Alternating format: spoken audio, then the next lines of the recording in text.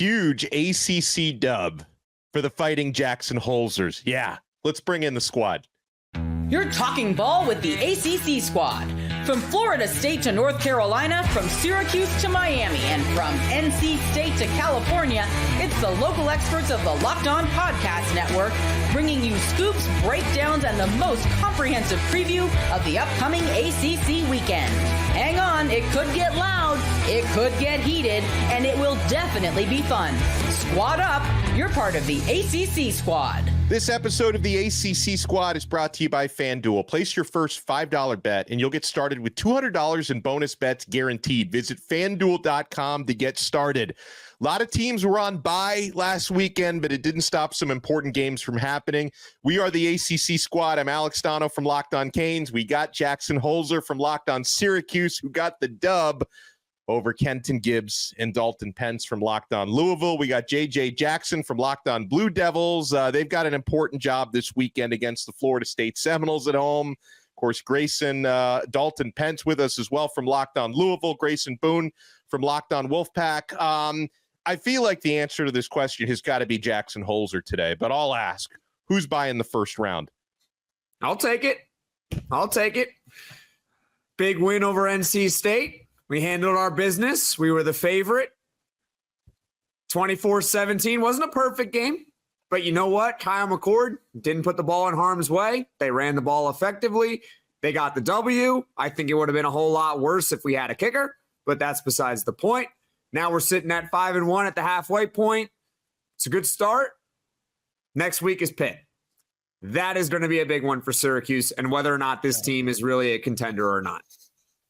Yeah, I mean, to the victor goes the spoils. There was a team that beat themselves, and there's a team that beat the other team. I'll let you figure out which one NC State was on Saturday night. I mean, the story for the Wolfpack, you had not just one turnover, but 3 turnovers in Syracuse territory. That is ultimately the story of the ball game. When you only lose by 7 points, but Syracuse puts up 21 points off of 3 turnovers, there's the story of the game. Now, yes, credit to Kyle McCord. As many times as he did throw it, did not throw a single interception because I was sitting there waiting for it to happen. He has his Kyle McCord moments, never came. Syracuse played a good game. I also agree with Jackson. If they had a little bit more faith in their kicker, I think the score would have looked differently. But Syracuse wins by 7. They earn the win. I think that Syracuse's kicker being like, oh, if you would have been different, everything would have gone even worse. Are y'all out of y'all minds? According to win percentage by like who won each play, NC State was in one of the highest percentiles of every team in the nation and lost this football game. That's also I'm sorry to tell you, the story shouldn't be, oh, well, if Syracuse trusted their kicker more, if NC State's kicker could have hit one, the game would have been much closer. If they didn't, I think Grayson undersold it, talking about they turned it over 3 times in Syracuse territory. In the 30 or deeper, all 3 of them. In the 30 or deeper. This game, to me, showed that NC State got a bad case. One of the worst cases of can't-get-right-itis I have ever seen. It was abysmal from NC State in a bunch of ways, and the refereeing was abysmal too, which I have talked about ad nauseum, saying, hey, it's not for one team or the other. There's no conspiracy for Miami. There's no conspiracy for Syracuse. It's just the officiating in the ACC is so god-awful, we need to institute something because somehow players are getting their helmets knocked off when nobody's touching them. Somehow, players are getting held by a mile. We're not saying anything about it. Somehow, players are stepping out of bounds. We can't see it, even through review. So, I'm looking at this game. I'm going to cut you off there. They did see that he stepped out of bounds, but they ruled that he was forced out of bounds. That's what they said. He was forced out of bounds by like a little love tap by the Syracuse defender. It was on the 80-yard touchdown play. I'm sorry. If that is a force out of bounds, then every tackle on the planet is unnecessary roughness. But you get what I'm saying. Officiating is terrible no matter what. And that's what I'm saying. This officiating is problematic, period. I'm not saying it's problematic. I love this song. It's terrible. This is my favorite song. We should have a barbershop, what is this, sextet, and just have a full-on disgrace to the ACC song because officiating. Well, that would be a quintet because I'll have to keep my my mouth shut with the way that some of the calls have gone this year.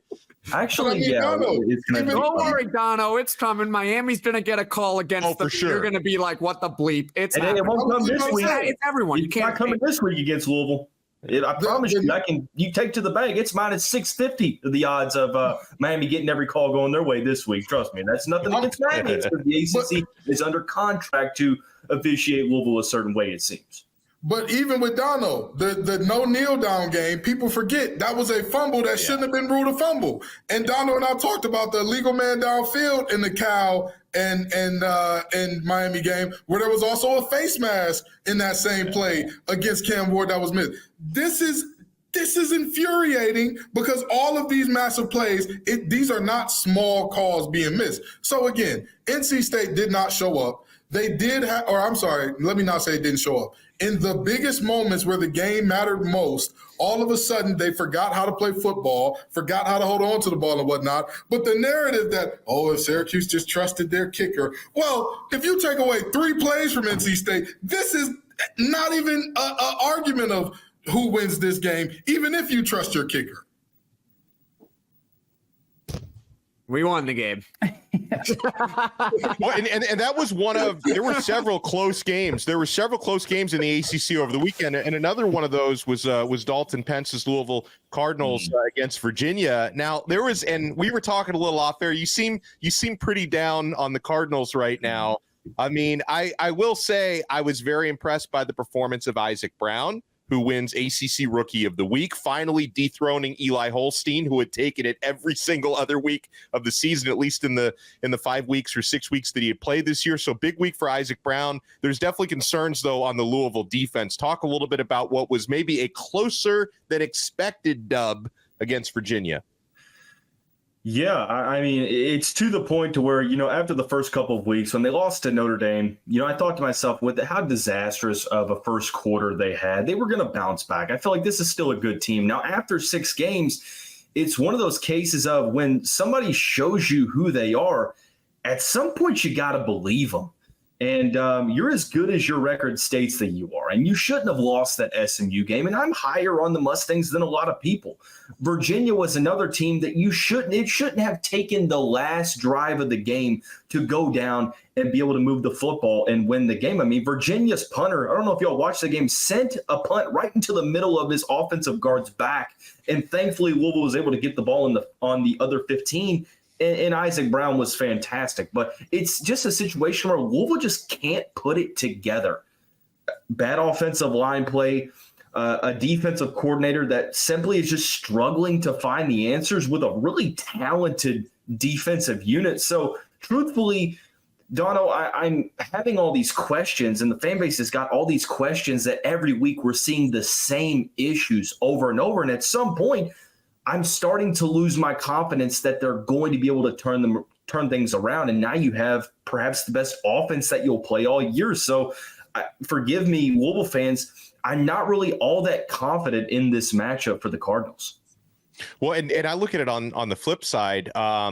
Despite the fact that Miami is 6-0, I've got some concerns. Heck, the team has some concerns. They're 6-0 and they held a players-only meeting during their bye week. And I'm not saying that's a bad thing. I think it's a good thing that the leadership on the team is proactive, but they've given up crazy amounts of chunk plays. The last time Miami played was 2 weeks ago against Cal. They gave up 4 plays of 50 or more passing yards. So those are busted coverages, bad communication by the defensive backfield. And so I don't know.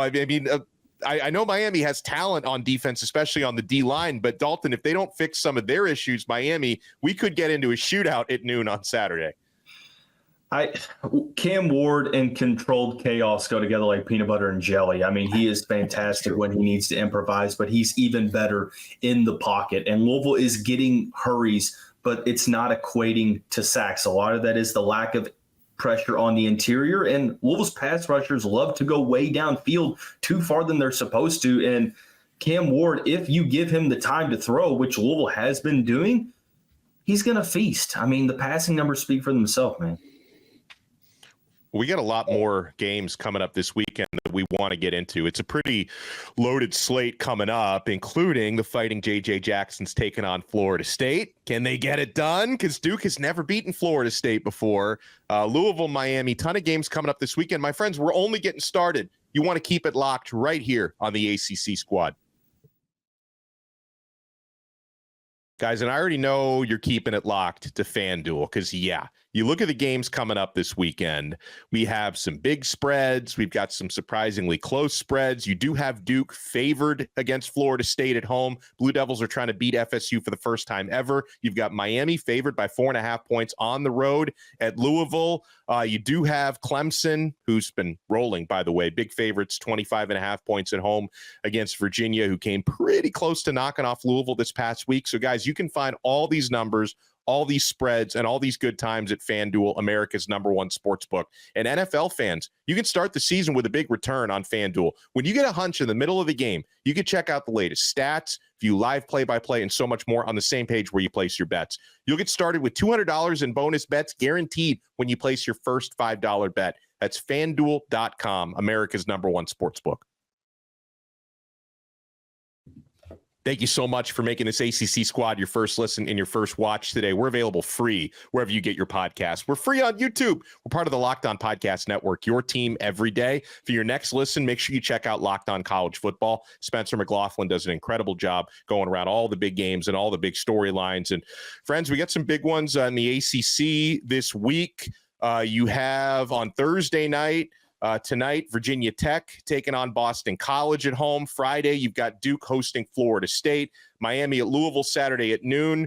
10th-ranked Clemson against Virginia at noon. UConn hosting Wake Forest at noon. 12th-ranked Notre Dame at Georgia Tech at 3:30. NC State at Cal at 3:30. Will this be Cal's first ACC victory? They came close against Pittsburgh and Miami and Florida State. 21st-ranked SMU is at Stanford.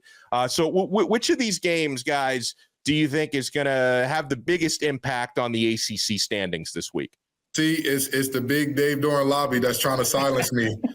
After I got after him a little bit on Locked On Wolfpack, I said I know which one won't. The game between two teams where neither one has a singular win in the ACC so far. I would love to say good things about this Cal-NC State game, but boy, right now this is the toilet bowl. It is two teams that are in the absolute pits of hell in terms of ACC wins, with 0 apiece walking into week 7. So I know that game won't be the one that matters. So I'm going to shut up now and let somebody with a team that is doing something meaningful and purposeful in the ACC say something. I think it's set to be a big weekend in Durham, guys. I really do. Excited to see this one play out on Friday night. Teased it a little bit ago. Duke has never beat Florida State. 22 times these teams have gotten on the gridiron together. Of those 22 meetings, how many have been decided by one single possession? I guess 2. Only one of them. Only one of them. Outside of that 2017 game when Duke lost 17-10, the closest loss beyond that was 19 points. I mean, Duke has never been able to be competitive in a game like this.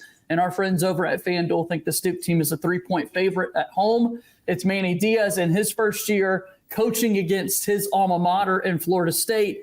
Duke coming off a bye week, Florida State in an absolute down year. If it doesn't happen this year, I don't know when it's ever going to happen for Duke football. But again, that's the story. 22 meetings all time. Only one game has ever been decided by one possession. It's time. It's time to flip the switch and to see Duke knock off Florida State this weekend. I mean, I pretty much think that Louisville Miami is probably the one with the most implications, because you look at the slate, and yes, I think that there's going to be some close games. Like Kenton said, NC State Cal doesn't really have much of an implication on the standings. I think if Louisville loses a second ACC game, they're out of the conversation, unless pandemonium strikes and Clemson, Miami, or SMU just kind of fall off a cliff, or Syracuse for that matter. I'll tell you one that I'm pretty interested in watching, although it probably doesn't have as much implication, is Clemson, Virginia. The spread is big, but guys, I'm really impressed with this Clemson team. I think everyone wrote them off way too quickly. I know things against Georgia weren't the greatest, who they've been playing. It's not the greatest schedule either. But these guys are a buzzsaw right now. If you watch them play, the defense is as good as it is. You've got a good defensive line. The linebacker core is solid. The secondary's getting older and better as the week goes on. Cade Klubnik turning things around is the storyline in the ACC that just isn't getting the attention that it should. I mean, he's been deadly running the football. He looks confident as can be under Garrett Riley's system. And I hate to say it, Donno, if you make me pick between Clemson or Miami, whether it's in Death Valley Jr. or Coral Gables, I think Clemson's got to be the best team in the conference coming into this week, in my opinion. Yeah, they've been, to me, the most complete team, since they struggled their first game. They've been the most complete team because our big concerns have been, and rightfully so, preseason were about Cade Klubnik and the offense. He's been putting up some gems really throughout ACC play so far. The defense has been as good as you've expected. And to your point, Dalton, from a Miami point of view, I think Miami has more talent than they've shown the past couple of weeks, but they've had defensive breakdowns that you've not seen from Clemson. So Clemson so far in conference play has been the most complete team in the ACC. I agree with you. I don't know who's better between Clemson and Miami, but I will say this, because I said it after the Georgia game. I don't know when Clemson's going to lose again. I don't know when they're going to lose. And Dalton, to your point, I thought for a second when you were teasing the line, you were going to say how you're high on the Virginia Cavaliers. So I was like, what are you talking about here? They're playing Clemson. They're going to get annihilated. But I don't know when Clemson's going to lose. Please, on their schedule, tell me where their losses. And I'm sorry I'm jinxing all of Clemson right now, but it depends on how you view Pittsburgh, truthfully. And I think Pitt is a good team, but I think Clemson can go in there and beat them. And I think they'll be favored to beat them, and I think they will beat them. So if they beat Pitt on the road, they're going to be 11-1. I have another team I want to call attention to that's in the same conversation of when might they lose. SMU. Yes. SMU is ranked 21st in the country. They're 2-0 in the ACC, and their remaining schedule is at Stanford this Saturday, at Duke. They play Pitt at home in Dallas, Boston College in Dallas, at UVA, and then Cal in Dallas. That's a pretty, I wouldn't say easy, but that's a pretty favorable schedule for an SMU team that's playing good football right now. I think after Jennings took over the quarterback position, completely revitalized that offense. Is SMU going to make a run at this if Clemson or Miami stumbles somewhere? They could, but someone's got to lose here. They're not all running the table here, all right? I have faith in Clemson. They are. Pandemonium. They're all getting the table. But they don't play each other. Then this is the problem. Exactly. Someone's going to lose. Someone has to lose. They're not all going 11-1. Hypothetically, it sounds like it. Yes, we are. But again, that's not the attitude. All I want to know is who and where is the question, right? And I want to give a lot of credit to SMU because we talked about them in the preseason as they could upset the apple cart here and there. They could upset some teams that are supposed to be, is living's good and life is easy and living is good right now. They were supposed to upset those teams. They are that team. They have turned out to be that team. We asked about, are they good enough in the trenches to compete week in and week out? And I'll tell you what, ever since that BYU game, looks like it. And I'll tell you, there's something going on up in Utah because those guys look like a phenomenal team. So that loss gets better and better each week. I'm going to tell you something now. We very well could see all three of these teams run the table. And in that situation, I'm very intrigued to see how it all plays out, what the tiebreaker is, who goes forward. And by the way, I think the tiebreaker might be rankings because it's common opponents. Common opponents. Oh, okay. But if they beat all their common opponents, then what do you do there? I don't know. There's no way they would leave it up to the subjectivity of a ranking. Does everybody just draw straws? Yeah. On live TV, ACC Network, Packer and Durham, they're going to draw straws live. I stand by my point. There's no way that all these teams are going to run the table. Someone's got to lose. I know they're not playing each other, but someone's got to lose. We're not going to have 12-0 Miami, 11-1 Clemson, 11-1 SMU. Someone is going to lose.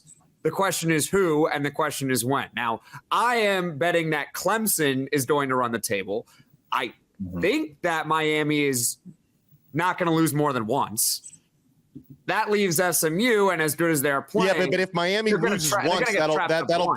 But Miami only has conference games left, so if Miami loses one, then the other two teams would both get in because Miami would have one conference loss and they wouldn't. I'm all in on the Pony Express, damn it. Give me SMU, free Sherwood Blunt. I need to see him on the sidelines for an ACC championship game. I need to see it. I need Brian to now buy all his Stanford beer so that he can cheer for Stanford. The Pony Bros I hated that Louisville lost to him, but the vibes around the fan base, it's kind of like Cal. It's just a fun fan base. It's a breath of fresh air, man. Yeah. Well, I spent some time last week in the Dallas airport, DFW, and they've got SMU signs and billboards all over it. So they're all in on the Pony Excess, that's for sure. Like, that city has gone all in. They have ACC and all the billboards, so they're in on all of that stuff. And well, more games to talk about when we come back. Plus, new batch of top 25 rankings this week. Anybody from the ACC feel left out? Is anybody ranked too high, too low? We got the squad together, guys. You want to keep it locked right here to the ACC Squad.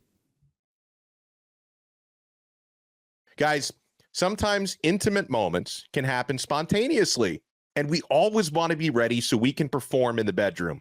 Hims provides access to treatments that can help you stay hard and last longer, giving you that boost of confidence so you can be ready whenever the mood strikes. Guys, Hims is changing men's healthcare by providing you with access to affordable sexual health treatments from the comfort of your couch. Hims provides access to a range of doctor-trusted ED treatments like chewable hard mints and Viagra and Cialis, and their generics for up to 95% cheaper. No insurance is needed, and one low price covers everything from treatments to ongoing care. With hundreds of thousands of trusted subscribers, Hims can help you find the ED option that works for you. Start your free online visit today at hims.com/lockedon. That's HIMS.com/lockedon for your personalized ED treatment options. hims.com/lockedon. The products mentioned are chewable compounded products which are not approved or verified for safety effectiveness by the FDA. Prescriptions require an online consultation with a healthcare provider who will determine if appropriate. Restrictions apply. See website for details and important safety information. Subscription required. Price varies based on products and subscription plan. Thank you so much for making this episode of The Squad your first listen and your first watch today. We're available free wherever you get your podcasts, free on YouTube, part of the Locked On Podcast Network, your team every day. All right, so guys, Miami had the bye week last week, still 6-0, but they do not move up. They're still ranked number 6 in the country. Oregon and Ohio State, they played one another. Ohio State lost a close game, so they stayed within the top 5. They fell to number 4. You've got Texas, Oregon, Penn State, Ohio State, Georgia, then Miami at number 6, Alabama at 7, LSU 8, Iowa State at 9. Then you've got Clemson, the next ACC representative, in the top 10 at number 10. Tennessee, Notre Dame, BYU, Texas A&M, Boise State, Indiana, Kansas State, Ole Miss, Missouri, Pittsburgh ranked 20th, SMU at 21, Illinois 22, Army 23, Michigan 24, Navy 25. I'd like to open this up when we talk about those AP rankings. Are we full believers in Pitt? Because again, like for the third straight ACC game, you felt like Cal probably should have gotten their first conference win. Was not exactly a coaching clinic put on by Justin Wilcox in that one. Look, Eli Holstein he's proving me wrong, at least. I didn't really, I know that he was a talented player coming out of high school, but I just didn't necessarily think that he was going to be able to be this successful this quickly. It's just one of those things to where until I guess they are showing me, despite them being 6-0, it's just that you look at their schedule, Cincinnati, West Virginia, North Carolina, Cal. Nothing really setting the world on fire here. I've got Pittsburgh in the TBD category, and it's not fair to Panthers fans, but it's sort of how I treated Duke, when they were undefeated early on. And until Pittsburgh shows me coming up, they've got 2 really key games. They've got Syracuse, and then they've got at SMU. So I think there's still TBD for me, but I'll give them credit for going 6-0. I'm sorry, I'm not a huge believer at this point. Especially after this past Saturday, like nothing's too impressive about a 17-15 football game against Cal. I mean, how they've been playing throughout the season. Holstein was able to put up more offensive totals than we saw this past week, and I just wasn't too impressed by that. Well, just out of curiosity, who did Duke lose to earlier this year? Georgia Tech, right? Like, right. At the end of the day, beating teams that are not seen as world beaters is still beating teams. No doubt. We talk about Miami and how they're undefeated. And again, who have they played that would just jump off the fence at you and say, hey, that's a damn good team? And a lot of those games were very close. Every game that they played against a Power 4 team that's still going to have their head coach at the end of the season. I will say Billy Napier is still gainfully employed, so don't sleep on Florida. Florida should have beaten Tennessee last week. They looked better. I thought Tennessee was going to save his job. Alex Equiminius Donno, please stop it. Stop it. Don't play around like that. You and I both know that man Billy Napier is going to be on ACC Squad next year. Don't worry. We don't know what squad he's going to be repping, but we know he's going to be here. Ken, it might not make sense because logically what you're saying, I mean, it's correct. Miami and Pittsburgh, you put the levels of difficulty next to each other, and nothing really differentiates the two. I think it just all comes down to, and I hate to say it this way because it seems like a cop-out, just intuition and how you perceive both squads. Like I came into the season believing that Miami was arguably the best team in the ACC. Pittsburgh was one of those that I wasn't really all that high on. So I think it really just depends on who you ask. Now, have they exceeded expectations up to this point? Yeah. And I know that nothing of what I'm saying is going to be like, oh, okay, your intuition tells you Pittsburgh's not all that good. I think they're a good team. I still think they're a team that's going to end this season with 3 regular season losses. So Dalton's 100% right. A lot of it is preseason expectations, preseason thoughts that still creep in at the midseason point. That's just how it is. We perceived Miami as a really good team going into the year. They haven't lost a game yet.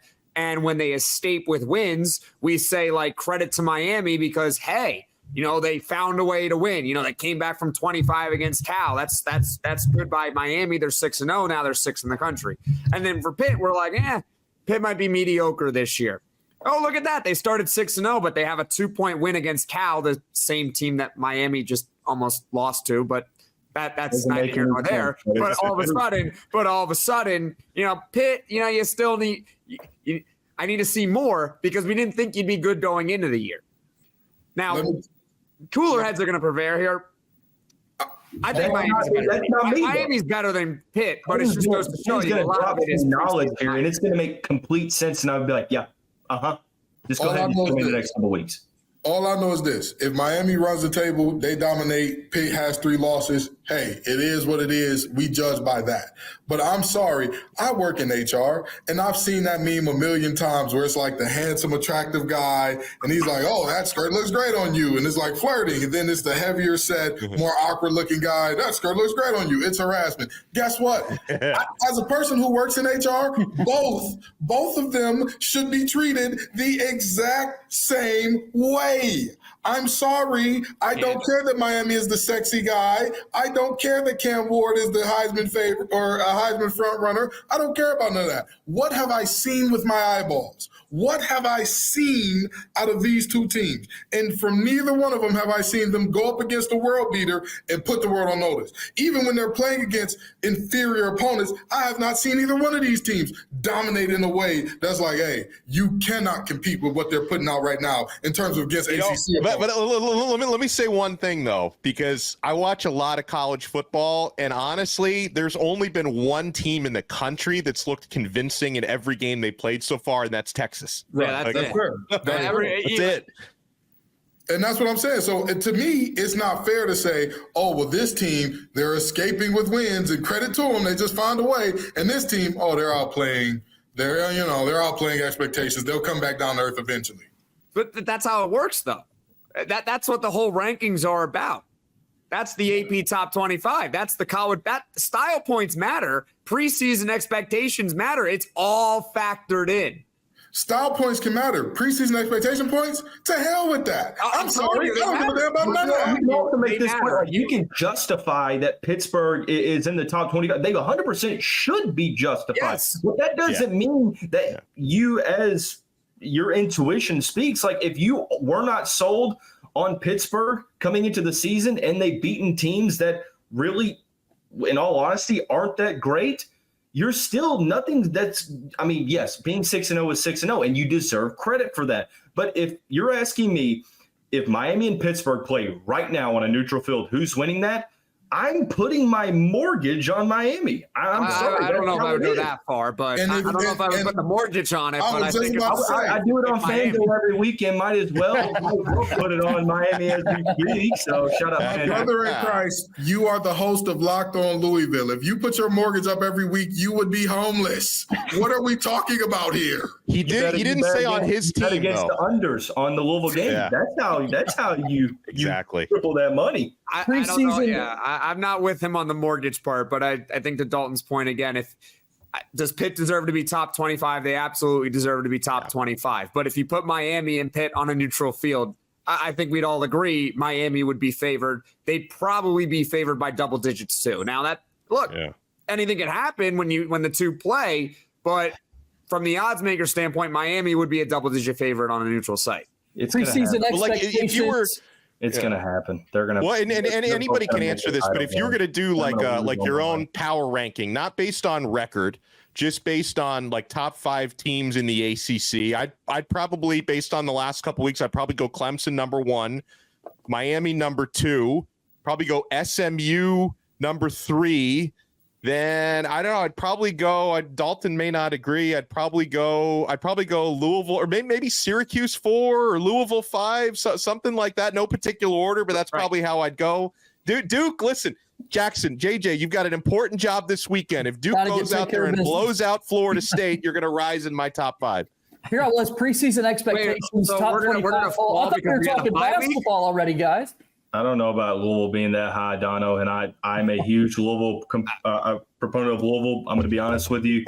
Nothing that they've shown me against Power 5 competition this season has instilled all that much confidence in me. I guess things can happen if you were to shock the nation and beat Miami, but at this point, with what you've seen, you can't make a case that they're better than Pittsburgh and Syracuse on paper at this point. So hold on here, because I'm the Syracuse host, so I want to comment on this.